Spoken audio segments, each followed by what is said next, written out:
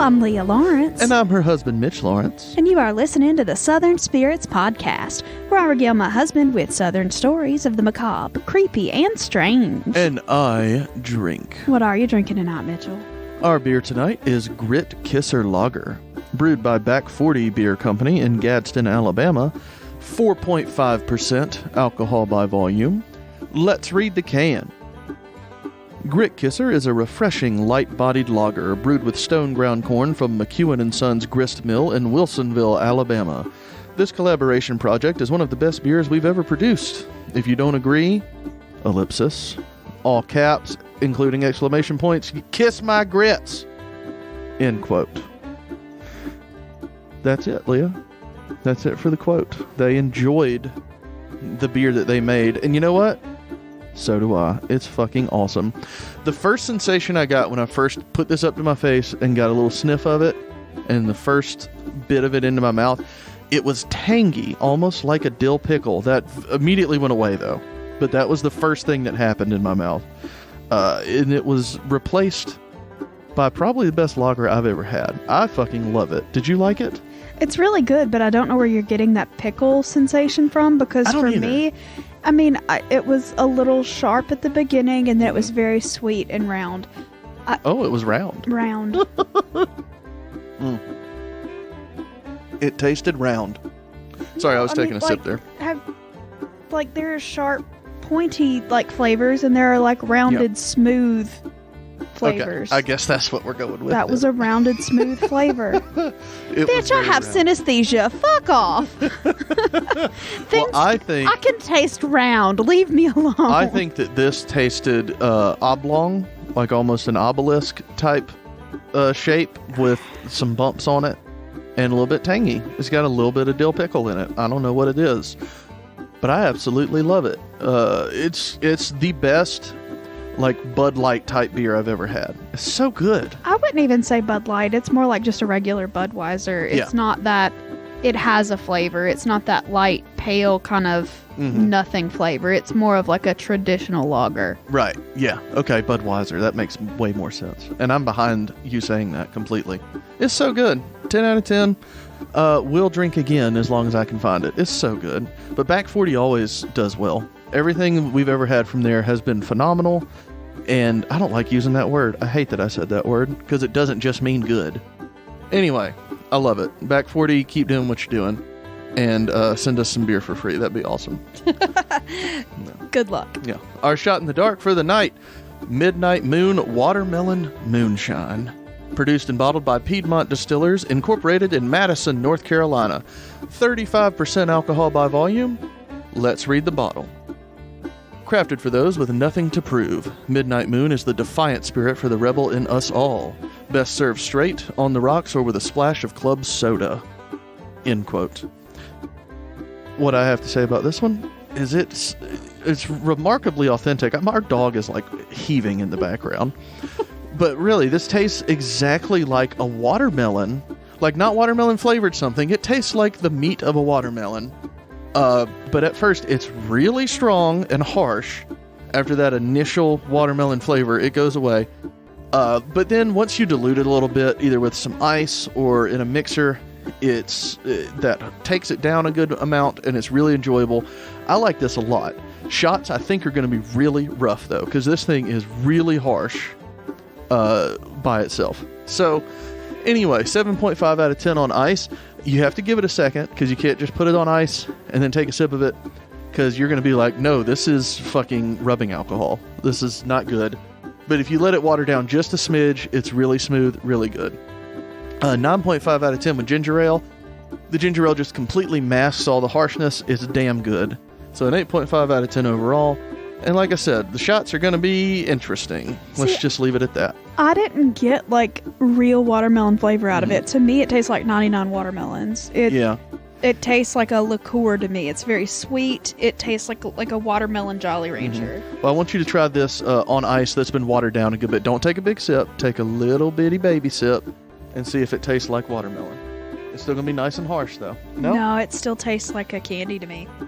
Yeah, well, to me, I'm getting real watermelon. It is sweeter than a real watermelon.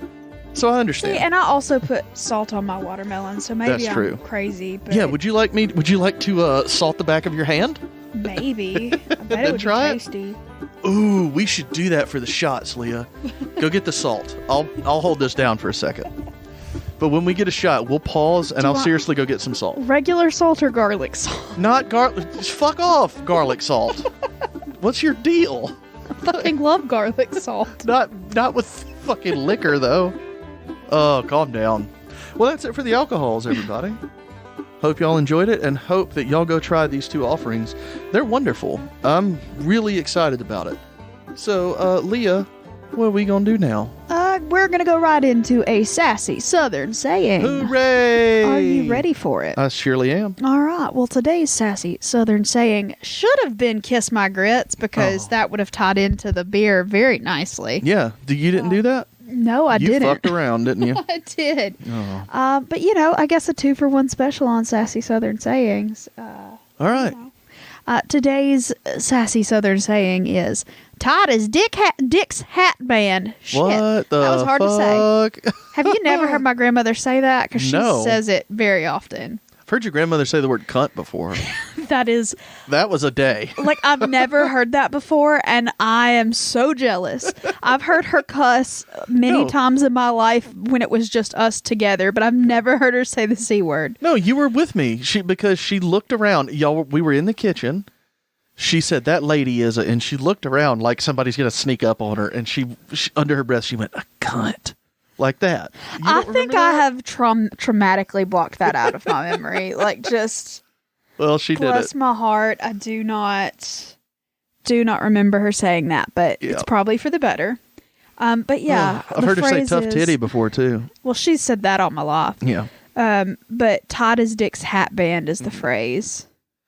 What that means is if you cut off circulation to your penis, it will fall off. It has nothing to do with penises. If you don't use it, you lose it. So anyway, that's what it is. No, it's just a superlative phrase, like it's really tight. Some people also say queer as Dick's hat band to mean unusual as opposed to, on the gender spectrum, what you would consider queer now to be, but it's actually a phrase that I was looking up the etymology of it just because I found it interesting. And it's an English phrase originally, but mostly prominent in the southern United States now. Mm-hmm. But initially, there's sort of a debate over who the Dick in Dick's hat band is. It could either be one of the King Richards, or it could also be the devil, because Nickens, it's a whole thing. No. But it could be either the devil or a dead English king. Who knows? But Dick's hat band, I don't know why his hat band was as tight as it was, or why it was as unusual as it may have been. I've also seen versions of it fine as Dick's hat band. So as Dick's hat band you want that superlative to be, it could be as shiny as Dick's hat band. Whatever. As hairy as Dick's hat band. It's just one of those extra colorful phrases that grandmas like to stick into places. So gross. It's fun. Well, I've never heard that before, so it's really just a place filler. Like, it doesn't actually mean anything. It's just like a colloquial kind of, just whatever you want it to be. Like a superlative phrase. Well, that's a shitty, sassy Southern saying. Well, I'm sorry. You can kiss my grits. There you go. See, I do want to know about the origins of that one, because grits are just wonderful. Just throw a little butter in them. They're wonderful. I'll kiss anyone's grits. Well, but obviously, it's one of those Southern lady niceties that they say in lieu of cursing. Right. So, if you've ever heard the phrase, "Well, I Swanee," that's more of a Arkansas to Tennessee kind of thing. But instead of "I swear" or "I declare" or anything like that, it's they say "I Swanee" because it's a river. Anyway, it's one of those polite swearing things that old ladies do, or just ladies in general, if they're trying to be polite. Right, but there has to be a reason for it, because if you're a Southern old lady, you know how to make some damn grits, and yes, I will kiss them. But it's not a literal grits, and it's just kiss my ass, but you replace the word ass with grits. That's it. And I will is what I'm saying. I will eat some grits. Grits are gross. I like can make them, but they're nasty. Yeah, I like to mix a bunch of shit in my grits, like do a breakfast bowl with them. Grits and eggs and sausage and bacon and throw some jelly in there and just mix it all together. Fuck yeah. I'm a texture eater and I cannot stand the texture of grits. It is unpleasant. No, thank you. I don't like oatmeal if it's not like an overnight oats. I don't like a cooked on the stove oats. Ugh. I don't really care for rice pudding. Like anything that's that weird, kind of gritty, like squish texture. No, thank you. No. Not for me. Well, I love grits, and I love cheese grits. I like any kind of grits. Y'all let me know what kind of grits you like. If they're fucking gin grits, no. I have a really vivid memory as a child of eating grits on the toilet while my mom was in the bathtub. Like, I wasn't using the toilet. She had, like, apparently I liked them a lot when I was a little kid. Like, I'm talking 3 years old, maybe. It is honestly one of the oldest memories I have, one of the earliest memories that I even vividly remember. But I remember it was when we were living in a different house where we lived before we moved. And I remember sitting on the toilet lid, eating a bowl of instant grits that she had sprinkled cheese in, and she was sitting in the bathtub, like washing her hair with one of the hand things. And that is honestly one of my earliest memories as a child, is sitting on the toilet eating grits. Jesus Christ. That's so fun. Oh, man. Oh, well, all right. Thank you for that, Leah. I'm sorry. What are we going to do now? Apropos of nothing, I apologize, but, I'm sure you do. Personal anecdotes with Leah. Yeah, you should start another show. No. Oh, all right. Well, we are going to get on to our very first story of the evening. Are you ready, my good sir? I sure am. All right, we're going to be going to Arkansas this week, Hot Springs, Arkansas, which I think, isn't that where that postcard was from, was it last week or the week before? I think the week before, and I believe it was. It was Hot Springs, Arkansas. That's fun. Oh. But anyway, we are going to be talking about the Arkansas airship of 1897. Ooh, like a Hindenburg type airship? Well, see, that's the thing. That was a Zeppelin, by the way. And that kind of thing had not been invented yet. Neither had any kind of blimp, hot air balloon, any kind of like powered manned flight of any sort. Just wasn't a thing at that point. And that's what makes it mysterious. Yeah, so the Ouachita Mountains is a mountain range in Arkansas, as you might imagine from the story's location, I guess, from what I said before. But we are going to be talking about this mysterious airship mystery that happened in 1897. Now, the Ouachita Mountains are, a very densely forested area of mountains, and there's lots of trees, I guess, and there was it's a really famous story, so I'm just going to go ahead and get into it. So it happened on May the 6th of 1897 in the Ouachita Mountains near Hot Springs, Arkansas, and there were two lawmen. In the stories I saw, one was called a constable and one was called a deputy, and I don't know why. I don't know the difference. Yeah, me either. But at any rate, they were both two officers of the law of some sort. One's name was John Sumter, and the other one was John McLemore. So two Johns. Jingleheimer. Two Johns are on their horses, and they're out in some of the more rural parts away from town, and they were investigating reports of some cattle rustlers that were in the area near a community called Jesseville, I'm not sure. Anyway, they were out there on their horses, and they were investigating some cattle rustlers. I bet they said, "Grab your horsey. We gotta go see them rustlers." So they were progressive cowboys. Progressive Johns. Yeah. So they went out there, and they're out in the middle of nowhere, just, pasture land kind of stuff. And they're riding over the northwest ridge of Blue Ouachita Mountain, and they see a weird kind of sparkly light in the sky. And they're like, "That's weird. What do you think it is?" And he's like, "I don't care. Let's keep going." And so they don't think much about it, and they just continue on. Now, they've been riding for a while at this point, and, they're tired and all that, but they've got to keep going to wherever it is they're headed to, so they keep going.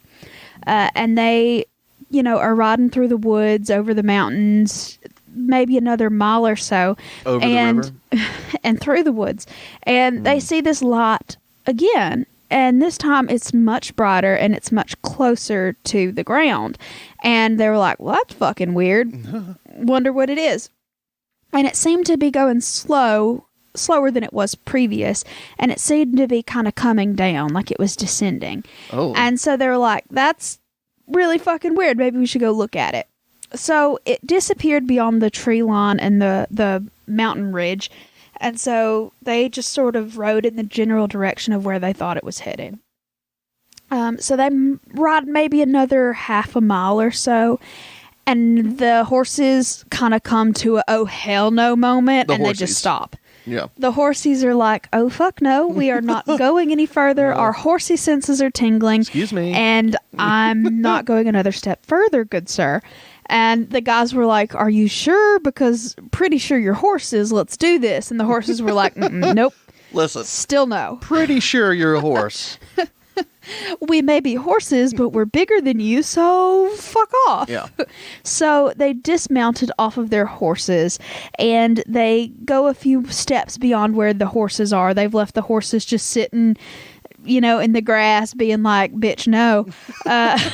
And so they get off, and on foot, they go over the crest of this ridge, and they see what was causing the light previous. So they look down into this sort of valley-ish area, and they saw some weird shit. Oh, what'd they say? They saw some, like a weird object, a craft, I guess you would call it. Mm-hmm. They had a lot of lights, and they saw beings moving around inside of it. So they draw their sidearms, and they approach this thing, because they don't know what the fuck it is, and they're not sure if it's dangerous or what. So they get a little bit closer to it, and a little bit closer to it.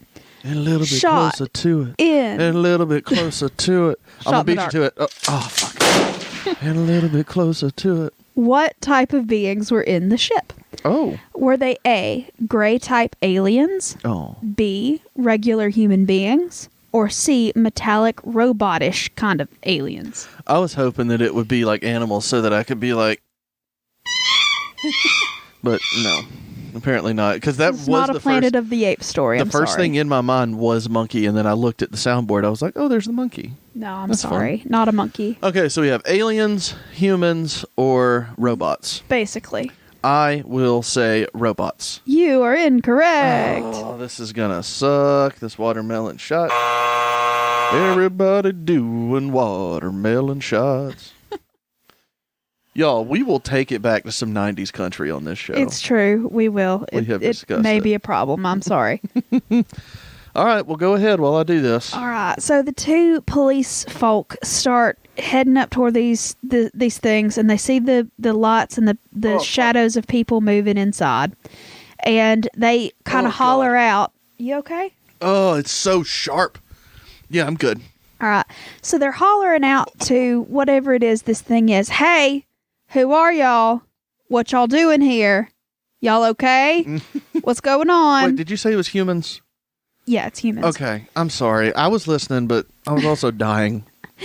So, or at least things that appear to be regular humans. Right. There's no difference between our anatomy and theirs, perceivably. Well, we'll see about that. So they're demanding these people, hey, who are y'all? And then they get startled when a guy comes up behind them with this big old, like, bushy, wizardy kind of beard. And he's holding a lantern and a jug of water that he fished out of this stream that they had stopped nearby. And apparently he was trying to put water in his big UFO aircraft thing. And he says, hey, y'all, what's up? It's overheating. I guess. And he was like, hey, we're just, traveling the country in our airship. You need help, sir? And they were like, no, what the fuck is an airship? No. And he was like, yeah, it's just an airship. Look, see, it's an airship. the guys on horses, which they didn't have their horses, but they asked the guys riding horses if they needed help? No. Anyway. Okay. I thought other that's what way you were around. saying. Oh, okay. But he, sort of was like, yeah, this is just our airship. Here, have a look around. And the officers reported that it was sort of vaguely cigar-shaped. It was about 60 feet long. And the guy, the bearded mystery dude, was like, hey, would you like to come on board the craft? And they were like, no, abso-fucking-lutely, we do not want to get on the craft. And he was like, are you sure? I really think you should get on the craft. Come look around. It's a very nice airship. Come look at our airship. And he's doing it very seductively. I feel that you should come look around in my cigar-shaped airship. This is the airship you're looking for, yes. you know? And so they just absolutely were like, nope, absolutely not getting in that thing. Fuck off. So they were like, all right, well, we got to get going. So they filled up their airship with water from the stream, which I don't know where and or how they were depositing the water in or what it was for or what. That's what I want to know. But they got the water and then they just took off. And they don't really describe in anything that I saw what type of motion it was. I don't know if they blasted off. I don't know if it was like a airplane takeoff. That's what I was going to ask you. Did they hover up or did they, I was going to ask that. There's no description of that portion that I saw. So who knows? This all sounds really fishy, Leah. Vaguely lifted off the ground. I don't know. But anyway, they apparently were like, whatever, we still got rustlers to chase down, so those are the people stealing your fucking cattle. Right? They're like just abducting cows in the airship. Right. They're pulling a cow trailer behind their airship. That's why he wants you to look in it. Come look what we're doing to your cows in this airship. Oh, so it's just a milking station. We have a mobile milking station. Yeah. So they go off and they get whatever it was with the cattle rustlers done, and they come back to the place to see if those people were still like in the area or around. There was no trace of the airship. The occupants were no longer there. Nothing. And so they were both really freaked out. Obviously, like I said before, airplanes, blimps, zeppelins, none of that had been invented yet. And they had human flight was not a thing at this point. And so they're like, okay, what the fuck was that? Okay, let's get back on our horsies. And what's really odd, though, is in this particular year, 1897, there was a rash of these sightings all over the country. It started in... Was it itchy? Yes. You said it was a rash. Yes, I get the joke, but You're wasn't welcome funny. for the professionally crafted humor. So this phenomenon started in California, and it made its way across the United States. The people saw it in California, New Mexico. There was that airship crash that we've done previously in Pearland, Texas. I don't know how you say that. Anyway, it was Aurora. I don't know, but you're doing a great job. It was a place in Texas, and there was a airship story from there. Anyway, we've done it before. Right. Y'all look it up. I am tired. You know what? Fuck you. Y'all figure it out. I apologize for not knowing the episode number. We're not here to do this shit for you.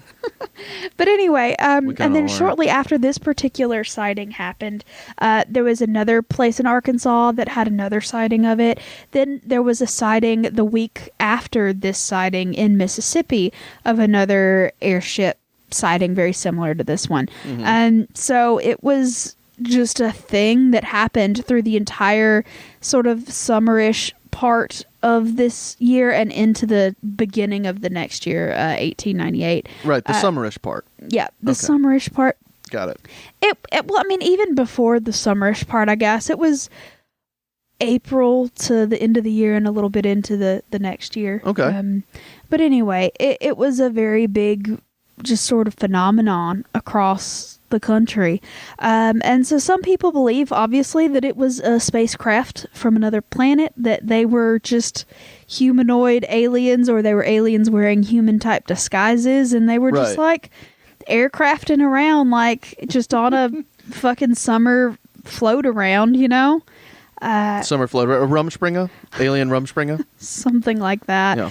And then some people just believe that it was an experimental aircraft that was being kept secret in the area, because there was in Hot Springs, there was a centric old inventor type dude who had applied for a patent in the same year. Was it Nikola for Tesla? A flying machine? No, it was not. Oh. And he didn't get the patent, but he was experimenting with some type of aircraft. So some people believe that maybe he actually constructed it and it was working, and he just decided not to tell anybody about it. I don't fucking know. But he had extra people with him, or you think they were like crash test dummies? Who knows? Like they were just limp nothings that were in the cockpit while he went to get water. They were like, it was a security system. Nobody will steal my ship if they think other people are in it. Like Home Alone with the blow up clown and the. That's Home Alone 2, Lost in New York, which is the better Home Alone. I will fight anyone for this. And then in the first Home Alone, with the mannequins on the train. Yes. Or the cardboard cutouts. There was a Michael Jordan cardboard cutout, and there were other like dolls or something that he was. I think they were like store mannequin kind of things. Which, why did he have those? I have no idea. I always wondered that, but beside the point. Yeah. But anyway, so they think that it's possible that it was like an eccentric inventor type dude that was messing around with lighter than aircraft, and that's possible that he did something like that in the area. And then a lot of people obviously just think it's you got this. Think it's a hoax. That's really hard to say. But they think it's a hoax because it started in California and then it kind of made its way east. You know what I mean? And I believe that it's very possible that, you read it in the paper and you're like, oh, that's funny. Yeah. Let's do one here. Like, I believe it was, I'm re-listening to Harmontown from the beginning. This is why I know this, okay? Like the pterodactyl. Do you know that's a hoax? That wasn't a real fucking dinosaur? Yeah. Do you know that? Yeah. I didn't fucking know that. The pterodactyl was, there were two competing, what do you call them? Paleontologists? Mm-hmm. And they were just like, I'm going to get to this one first. And then like, after one of them died, he was the successful one. But after he died, they were like, hey, this guy just cobbled together some bones and made a dinosaur. Brontosauruses are the same thing. Yeah. Not even real, y'all. Nothing's real. Liberal media. There are pterosaurs, and those are a whole grouping, a family of types of flying reptiles, obviously by the name. All those liberal paleontologists. But the specific, what you grew up calling a pterodactyl, that is not a specific type of species. Right. So there's a Quetzalcoatlus, which is the biggest pterosaur. I'm gonna stop. Yeah, let's move on. Because I honestly forgot where we were. Oh, we were talking about hoaxes. We were talking about but I mean, pterosaurs are actually one of my interests. Holy fuck, Leah! Ugh. Learn something new about you every day. We've been married for 4.5 years. Together for almost 8, I think. This is the first time I'm hearing about pterosaurs being one of your things. So, when I was living in New York, the Museum of Natural History was there, and I enjoyed walking through it, and I just really liked it a lot. So I would go occasionally, and I could get a discount because I had a student ID. And so I would go occasionally. I loved going to all the different museums just for funsies. So I went a couple of times, and they have an exhibit about pterosaurs, or did at the time. I don't know if they rotate them in or out or not, but they had a pterosaur. And you walked in and went, I am fucking into this. Yeah, they had a pterosaur skeleton, specifically a Quetzalcoatlus, that was just hanging on the ceiling, and it was just vast. It's a massive fucking animal, or was. Obviously, they're not a thing anymore, but I don't know. I was very moved by the size of this creature and very interested. So, yes, I watched a lot of documentaries about that kind of thing, read some articles. watched a little dinosaur train. I don't know. It was a great... What does that mean? Dinosaur Train sounds like an interesting porno. No, it's a children's cartoon produced by the Jim Henson Company. I had no idea. I'm just saying it sounded like a porno. Let's run a dinosaur train on this hoe. No. The first time I knew about Dinosaur Train, since I was the person there that was obviously the intern, they handed me this, well, they didn't hand it to me. They wheeled out this giant crate and they said, "Here, clean this." And I said, "What?" They said, "Here, clean this." And I got out of this damn, shipping crate. It was one of the main characters of Dinosaur Train is this orange and blue striped dinosaur, and it was the walk around costume from that particular national tour show that they were doing. Okay. And I had to get it out and do all of the cleaning on that particular suit before they fixed the mechanisms that had messed up. So you had to clean their Dinosaur Train? Yeah, that was the first time that I had Again, sounds like a porno. It's actually a really, really good show. If you have any kids that are interested in dinosaurs of any sort, it's a really top-notch show. And if you're interested in a dinosaur train, hit me up. We'll see if we can find it together. It's really good. Shut up. Not the show. Anyway, go ahead. Okay, well, that was everything. Oh. It might be a hoax. It might be aliens. Who knows? I'm hoping that it was just people stealing cattle and being like, we're just transporting them in our airship, guys. The water is so that the cows don't, dehydrate. My thought is that while they were finding cattle rustlers, they may have found some psilocybin mushrooms. Oh, yeah. Got a little nuts. And dreamed. But why would they eat the mushrooms, though? Why would they eat them, though? Because they knew they were psilocybin mushrooms. So you're saying they were into the mushrooms like you were into pterosaurs. Intentionally seeking them out. What happened was they were riding through their field. One of them turned to the other one and said, "You see that? Those are some mushrooms. I'm into those. Let's hop off our horsies and have some." That's what happened. Yes. Yeah. So anyway, this mystery solved. We know what happened. Thanks. All right. Well, thank you so much for that story, Leah. You're welcome. What are we going to do now? Well, we're going to stick a little bit closer to home this story. Okay. We're going to be talking about the Sand Island Light in, it's off the Gulf of Alabama. It's like a couple miles from Dauphin Island. It's off the coast of Dauphin Island in Mobile County. I know Dauphin Island. Yeah. And it's not dolphin, it's DAUPHIN. Yeah, like the Dauphin of France. There spelled you go. like that. Yep. Yeah, because when I was a kid, I thought it was Dolphin Island because we had some friends that had lived here that moved to Dolphin Island. Yeah. And I was like, "Oh, Dolphin Island, that sounds awesome." There's and then I was super disappointed that there was not a dolphin themed island. You were as disappointed as I was when I typed in Dinosaur Train on Pornhub and nothing popped up. Oh man, you and me both, Leah. I have a fun story about Dolphin Island, if I could real quick.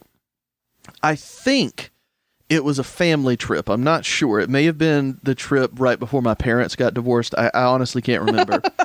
But we would go to, we would always go to Panama City for family trips, Panama City in Florida. And you could ride a ferry from there to Dolphin Island. Mm-hmm. And we would do it every once in a while. I didn't remember doing it when I was younger, but I know we did. But I remember this trip because it's like an hour-long ferry ride, maybe more. Yeah, it's a long boat ride. And the whole way over there, we saw, I'm not exaggerating, hundreds of thousands of jellyfish. The whole way over there, they were all just on the surface, and the boat was just cutting through them. Mm-hmm. And it was all different colors, all different sizes, all that. But I am not exaggerating when I'm telling you I saw over 100,000 jellyfish on that boat ride. Yeah, it was incredible. Mm-hmm. That's it. That's the whole story. Yeah. Yep. Dauphin Island has some interesting stuff on it, but we are talking about a lighthouse sitting off the coast of it in the middle of the water. Okay. So the Sand Island Light is a brick tower. It's about 3 miles from the Gulf Coast, but just off the coast of Dauphin Island. I think my story's better so far. And it was initially built on just a little sandy island, hence the Sand Island Light. Oh, interesting. And initially, the island, I guess, was about 400 acres. it is no longer 400 acres. Yeah. It is like no acres I was now. going to say, are you saying it's gone like it got washed away? We'll talk about it. Uh-oh. Yeah. So the island now obviously is less of an island than it could have been. But this particular lighthouse is not the one that stands there today, and it does still stand there today. Was not the first iteration of the lighthouse in that specific location. Okay. So the first lighthouse that was built there was 55 feet tall, and it was built in 1838 by a federal lighthouse board. Oh, okay. Which I didn't know that was a thing, but cool. And it unfortunately was a little too short to be super useful, and it kept getting shorter because the island kept eroding around it.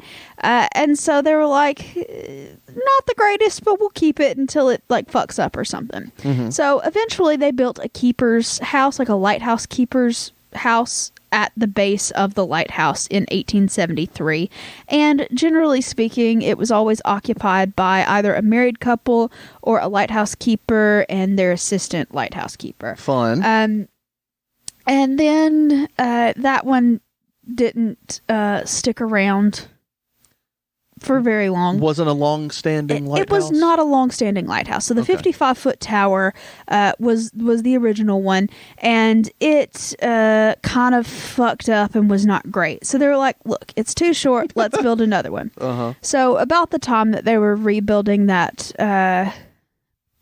anyway, they built a new one, right? I don't know why they fucking built it, but they did. They built a new one. So in 1856, they built a 150-foot tower, and it was constructed, like the other one, just taller. Okay. And it was a pretty nice lighthouse for a while, but unfortunately the Civil War happened 3 years after it was completed. That was unfortunate, wasn't it? It was unfortunate. Yeah. And unfortunately for the tower, it got blown away. And the interesting story is how it got blown away. I was going to ask you, when you say blown away, like we were just talking about the Civil War, so... Yes. So the lighthouse got infiltrated by two federal operatives. So that's another Yankees. Fun Pornhub search, lighthouse infiltration. No, so members of the spies from the Union Army ended up setting up shop in the tower and spying on Confederate soldiers at Fort Morgan. Mm-hmm. And so the Confederate soldiers at Fort Morgan saw them and were like, yeah, that's not cool. We don't like that. So instead of just, I don't know, rowing a boat over there and like getting them out, they were like, let's point all our fucking cannons from Fort Morgan at the lighthouse. You took it over? Well, good luck, because we're about to blow it up. Yep. So you're right. Why not get back your strategic point? Right. They fucking blew up the whole goddamn tower. That makes sense. With all of the ammo from Fort Morgan and killed the, If I can't have the lighthouse, no one can have the lighthouse. They killed the Union soldiers that were operating out of it with taking the tower down. So, unfortunately, that was a little short-sighted of the Confederates, which, what isn't, but... Did you say... never mind. Go ahead. It was short-sighted of them because they needed a lighthouse there, which is why it had been built in the first place. Right. At least they killed those damn Yankees. Am I right? Yeah. And so they decided to build a temporary lighthouse. It was more like a wooden tower with a little teeny light on the top of it. That isn't going to do anything. It wasn't great, but like it was fun for a makeshift get you through the war kind of situation because they fucked up and shot their own lighthouse down. Right. Bless their hearts. Anyway. Sassy Southern saying. Check out the sass on that one. Yeah. Bless your little Confederate hearts. Bless it. Anyway, so eventually they started construction on the permanent light and the light that is still there today in 1871. So, shot in the dark. Fuck. Here we go. How tall is the current lighthouse? Is it A, 100 feet tall? Is it B, 125 feet tall? Or is it C, 150 feet tall? So, I thought we were saying that nothing's there anymore. No, it's still there. That was what I said when we started. It's still there. Right. But barely is what you were saying. Yes. It's barely still there. Okay, well, I'll just say 100 feet. You're wrong. God damn it, man. It's 125 feet tall. So the first one was 55, the second one was 150, the current one is 125. Well, I don't like any of this. Fuck everything. Fuck you. I poured this shot way too full. You can go ahead while I, destroy myself again. All right. So it was completed. The one that still stands today was completed in 1873. It was 125 feet tall, a brick tower, and they installed. I hate you it. Okay? Yeah. Sorry. I'm fine, Leah. So they installed the biggest, bestest, beautiful lens possible in it. It was a great lighthouse, did a great job for about 7 years. But then, unfortunately, the island started disappearing. What? Oh, because, you said it was sand, right? Yeah, it was a sand island, and it started eroding Just eroding, away. yeah. So by 1880, the erosion had gotten so bad that the Lighthouse Board spent thousands and thousands of dollars from the federal government to try to put up some barriers to erosion to keep it from going away, to sort of keep the storms and currents from eroding the island. Well, they're the Lighthouse Board. They're not the Island Board. Well, but what are they doing? lighthouse is on the island. That's the point. They're trying to protect the lighthouse. Yeah, whatever. And that was one of the first of lots of efforts to build the island back up, but it keeps eroding away because it's a sand island. But anyway, what are you going to do? Not build a lighthouse out there. So really, they were just trying to keep the lighthouse from collapsing. And there was, a storm, I believe. Yeah. There was a hurricane at sea in what year? 1906. It was a big hurricane, and it killed over 150 people in Mobile. Oh, damn. And really? so, it was a pretty rough hurricane, and it blew away most of Sand Island at that point. A federal inspector came out to look at the island and check the light, and the island had sunk even further, and the lightkeeper's house completely splintered and just washed out to sea. There was no longer there. So the keeper's house is obviously no longer there. And the inspector sent the message to the Lighthouse Board, the Sand Island lights out, island washed away, dwelling gone, keepers not found. So stop. Yeah. Island gone. Stop. Yes. It was a telegram, wasn't it? It was. Yeah. And so the people that were known to be on the island at the time was the first assistant keeper, whose name was Andrew Hansen, and his wife Emma Hansen. And they were in charge of running the light at the time because the main lighthouse lightkeeper had evacuated inland. And it was policy to keep at least one person operating the light during storms. Yeah. So that guy and his wife were out there, and obviously when the storm blew away the house, it blew away them with it. And they were never seen again, and they were obviously presumed drowned and lost at sea. So damn.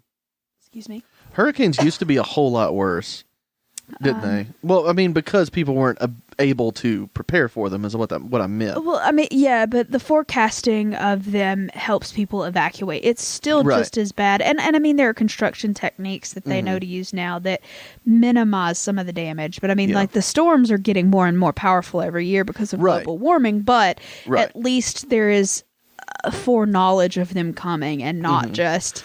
That's what I meant. Because the last couple weeks we've talked about really devastating hurricanes that I'd never even knew about, because my whole life, hurricanes have been terrible and they suck, but there's not a lot of loss of life in most of them because people leave and they know they're coming.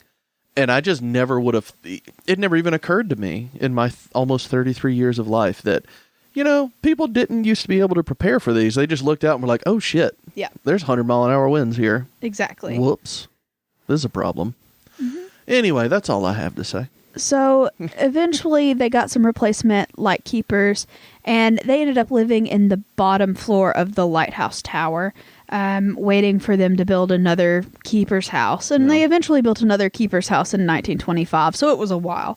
But Jesus. anyway, Yeah, it was.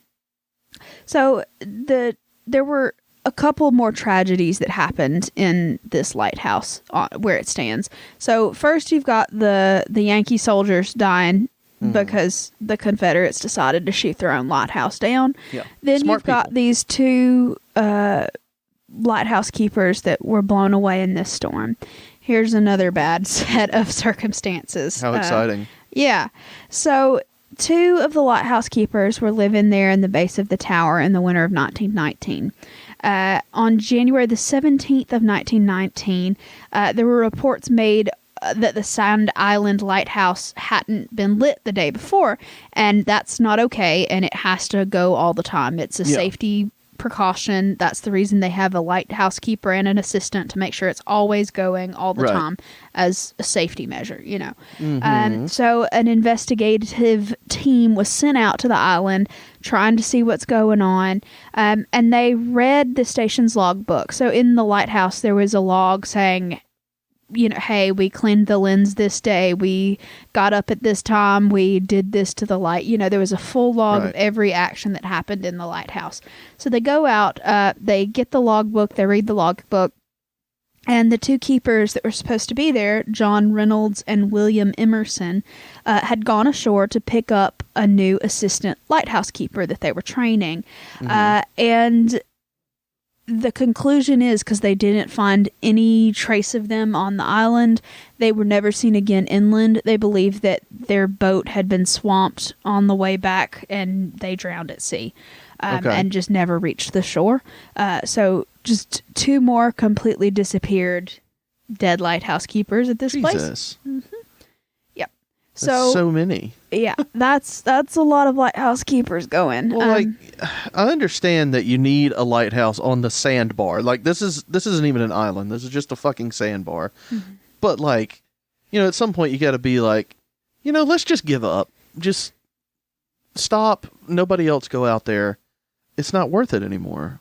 Right? Well, funny you should say. Am I the idiot? Okay, so they automated the light. The Bureau of Lighthouses, which I guess is a thing, they automated the light in 1921, and then they deactivated the lighthouse, and it was no longer in use 11 years later. So in 1921, 22? 22. I don't know. 32? Don't ask me. What's 21 plus 11? 32. 32. Yeah, there we go. 1932, it was no longer in service. Okay. So then it was decrepit from then on out, basically. And eventually the federal government donated the structure and anything that was around it to Dauphin Island in 2003. Okay. So there was the Dauphin Island Lighthouse Committee. It was, you know, just like a historical preservation group.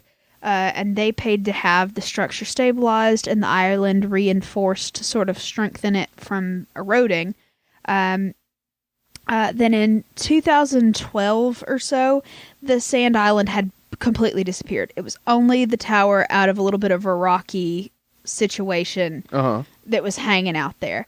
And so they were really upset about it. And so they spent a fuck ton of money, and they had a lot of sand dredged up from the bottom of the ocean and piled up from the seafloor, and just so it can be swept away again? Pretty much. I mean, come on. As far as I know, and then they had spent millions of dollars to rebuild it. And all they needed was a guy with a rake? No. Like in 2011, I believe they did it, and then Hurricane Isaac hit, and it washed away like $6 million worth of sand that they paid to have it. And I think they have since... That's not a unit of measure, Leah. $6 million of sand is not a thing. Don't ever say that again. Well, anyway, it blew it away, and then I think they have since rebuilt it a little bit. You can go out there by boat and look around it, but the structure is not stable enough for anybody to go inside of it. So unless you're like a historical documentarian of some sort and have the right connections, you're not getting in that thing. Yeah. But it is supposedly very, very haunted. Or if you have $7 million of sand you can donate. Also probably, yes. I'm sure they'd take it. Or just the $7 million to do with what they please. Nope, it's got to be in sand. We have to measure it. I didn't mean it in sand specifically, but in measures it takes to build up the island. You said it. But they, like I said, haunted, yes. Mm-hmm. There's supposedly... Oh, haunted, of course. There's supposedly ghosts that hang out in the tower. Obviously, the ghosts of the Union soldiers that were blasted away by the Confederates there. Mm-hmm. The missing lighthouse keeper and his wife, and then the missing 2 lighthouse keepers previous. And they say that they hear sort of a wailing noise, like a normal ghost noises. They've reported orbs of light around the lighthouse, general senses of unease around it, but the unease could also be that it's just a weird tower in the middle of the water kind of poking out and being a little creepy. Yeah. So I don't know, but the haunting is said to be, there, and that people that visit kind of feel the spirit and the loss in the area. And also, once again, it is in the middle of the ocean and kind of creepy. So there you go. Well, I'll tell you what excites me. Go ahead. What were you about to say? I was just going to say that's the Sand Island Light. Okay, so good. You're done. Yeah. Good, because I was going to say, this story excites me because, Leah, I have been sitting on a gold mine of sand. I didn't realize that it was worth so much money.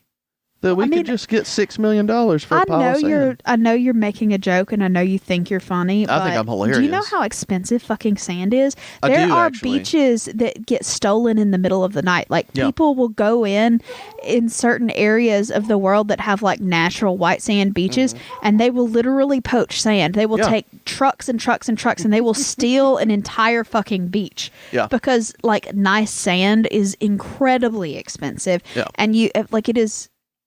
Well, it's actually very valuable as a construction material, as putting nice resort beaches in. Like, I get it.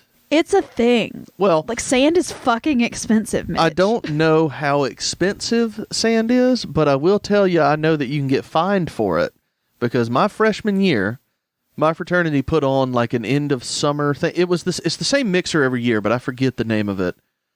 Anyway, what we did was we had a ton of sand delivered, like a literal ton was put on the back patio, back porch of my fraternity. And there were like inflatable pools and all that shit. Well, the sand ended up staying there for like a while. And we got in trouble for it. I don't know what was done past that, but I know that it is in the bylaws at Birmingham Southern College now that fraternities cannot have sand at their fraternity house. That was written in because the sand stayed there for like a couple of months. Can I tell you something really fun about sand? If you need to. All right. So it was maybe my sophomore, junior year of college. I'm not sure. One of the other. But I went to the University of Montevallo, and they just built a state-of-the-art, gorgeous theater that I cannot wait to go see a production in once the Rona's over. They built it out of sand, didn't they? They didn't. Oh. It's absolutely stunning, and I cannot wait to see a production in it. But back in the day when I was going, they had the building that our theater program operated out of is Reynolds Hall, and I have told you stories about it. First episode, go look at it. But it's this beautiful white antebellum structure, beautiful old house kind of thing. Mm-hmm. And the second story is where the theater stage was. So they put on a show called To Jillian on Her 37th Birthday, I think that's what it was called. There's a movie of it, I guess, if anybody's interested. But the whole premise is it's this lady and it's a beach house. So our scenic director was like, you know what would be really fucking cool? What? Let's put a beach on stage. And everybody was like, we're doing what, Kel? Excuse me? And he's like, no, we're putting a beach on stage. Mm-hmm. And so they pushed out the sort of proscenium. They built an extra lip onto the stage. They built like a containing thing, and they literally bucket brigaded almost probably, I don't know how many like truckloads of sand we got on there, but they completely covered the entire stage with several inches of sand. It was very, very hard work, like just bucket brigading that shit up like a whole 2 flights of stairs into this historical theater. And seriously, they put and there are classes in that theater, like lots of classes in that theater. So like when professors had to do their class, they were literally standing on the beach while they were giving a lecture. It was fucking ridiculous. And there was sand throughout the entire fucking building for the rest of the semester. But it was the photos from that production were absolutely stunning, just because the lighting was fabulous, and then they had that real sand, and it was perfection. Kel did an amazing job. Everybody thought he was nuts when he did it. But anyway, they ended up like bucket brigading it right back out when we were done with the show, and we vacuumed that fucker for weeks. It was awful. Mm-hmm. Well, that sounds fun. I would go see a show with actual sand. It was an actual beach for sure. That sounds great. Well, nothing beats a fraternity party with sand literally everywhere. Nothing at all. Except for, most things. But yeah. All right. Well, are you ready for a toast to me toast? Yeah. Whatever that means. I sure am.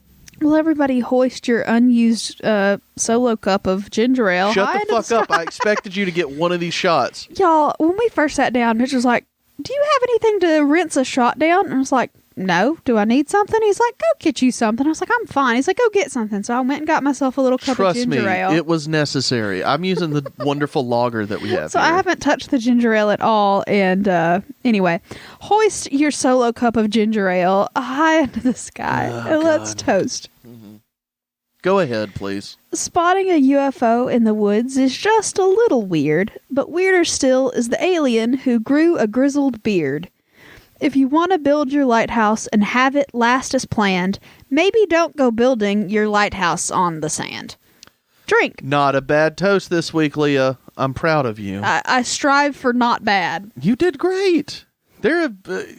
Okay, look, this is episode 124, I think. 124, yeah. I don't know how many of these I could classify as like, oh, goddamn, that was great. We should go back and like rank top 10 toasts. I am absolutely not doing that. Nope. Nope. If we have a dedicated listener out there, we're not going to pay you for it. But goddamn, you'll get a shout out. Somebody go back and be like, here's the best toast. And I'm going to be like, none of these are any fucking good. Asshole. But I mean, you could just pick 10 at random and I'd be like, hey, that's 10 best we got. Because I'm not going to fucking find out. So, But I know there have been quite a few that I'm like, oh, honey. Oh, my God. I think you should have to do it next week. Well, I mean, I could probably figure something out. It would be off the cuff because, I don't know anything about the stories when I'm saying start. You should have to do all of it and write yourself a toast. Sweetheart, I'm in college right now. I'm about to be 33 and I am in college. And I have too much work to do to sit down and write notes. I'm sorry. I wish I could help. I do. I did it one time. And I worked really hard on that episode. And if y'all go back and listen to that, it's like, okay. And I'm like, God, dude, this took me like 7 hours. I am not doing this again. But, if I just kind of fucked around and did it for like an hour and a half, yeah, probably. But I would want it to be good, And then I would put 7 hours into it and I would listen to it and go, oh, that's not good. Yeah, Now you understand where I'm coming from. Yeah, that's why you do it for like an hour every week, and I understand, right? It's definitely longer than that, y'all. I'm just being a smartass. Don't make me hit you, because I will. Well, if y'all think that I should do more, you just let me know. Send us a message on Facebook, Instagram, or Twitter. Send us an email to southernspiritspodcast@gmail.com. Join the Patreon, patreon.com/southernspiritspodcast. Give us some money for some beer and some liquor and, other upcoming projects. That'd be great. Listen to the other show on our network, Trailer Trashy. Find that. It's wonderful. I'm actually on it this week because we were down a participant, a normal host, but he'll be back soon. Mm-hmm. Maybe this next week. I don't know. We'll find out. And I think that's about it. Oh, postcards. Send us postcards or any other fun stuff to our P.O. Box, P.O. Box 1743, Hartselle, Alabama 35640. And now we are all done, aren't we, Leah? We sure are. All right. Thank y'all so much for listening, and we will see you next time. Bye, y'all.